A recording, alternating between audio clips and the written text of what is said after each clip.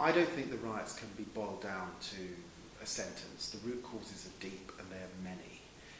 In the end, the rioters have to look to themselves as to why they either took the opportunity or engaged in criminality. And I'm someone who's been trying to support shopkeepers and people who have their homes burnt to the ground, and there can be no excuses for that kind of behaviour.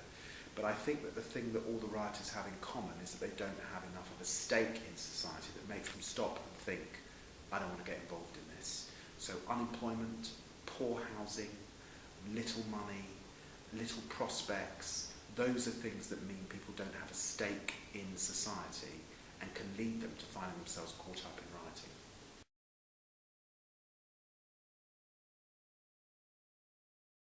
People chose to participate for a number of reasons. I think the important thing is to remember that in a constituency like mine, 26,000 young people stayed at home. So the vast majority of young people and young adults did not participate in the riots. But for those that did, criminality, and some of them are long-term offenders. Many of them are not young, they're old men. The people that burnt down that wonderful building in Croydon were well over 30. Opportunism, getting caught up, a buzz, a whole number of reasons why people might find themselves in that circumstances and now looking at a jail sentence as a result.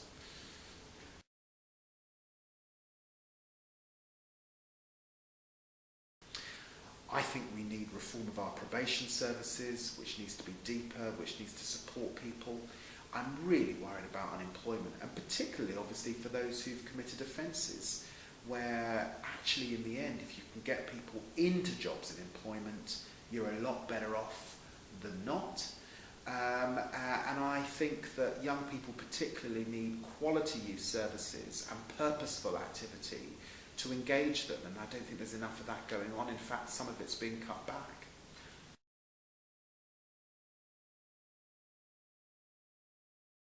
Well, I've written a book, Out of the Ashes. It's 252 pages long. There are lots of recommendations in it, too numerous for me to mention in a short interview.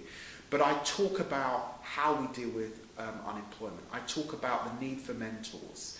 I talk about housing problems in Britain and why I think we should be coming up with things like community land trusts to help people in their estates. I talk about prison reform. I talk about changes to the way we deal with rights in our society. Lots and lots of policy developments that I think could bring about change. And I would recommend reading it. The money doesn't go to me, it comes back to charities working in Tottenham. Because I believe in a sense, unless we've got politicians getting deep about what the root causes and the radical changes that we need, not just piecemeal changes, we will see more people growing up without a stake in society.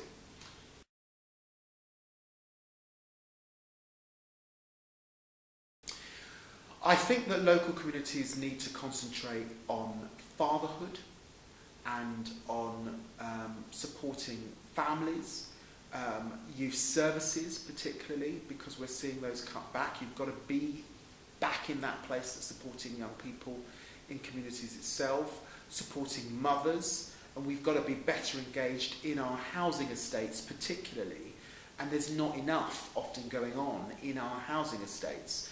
And local communities, whether they're small businesses or not, can also do something around unemployment and apprenticeships. It's hard, but it makes a big difference.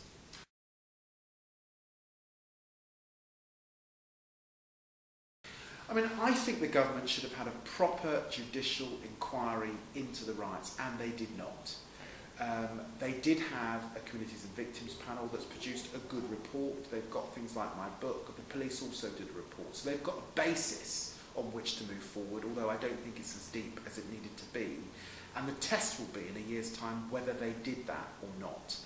But I also want to say very categorically, it is wrong to describe these riots as about Britain's young people. The vast majority of young people in Britain did not get caught up in the riots, and that includes the areas that were most affected. There were many rioters who were not young, they were adults. That would suggest that we have some deep-seated problems that could come back. And that requires a government that's on these issues day after day after day and not sweeping the riots under a rug and pretending that this is not, we're not going to see civil disturbance again. And I struggle a bit on this because I don't like to caricature these riots as about young people. They're not about Britain's young people, on the whole, it seems to me. They're about societal problems that run across Britain, across ages and across communities, that are about people not having a stake, feeling no shame, no guilt, not caring enough to stop them behaving in this fashion.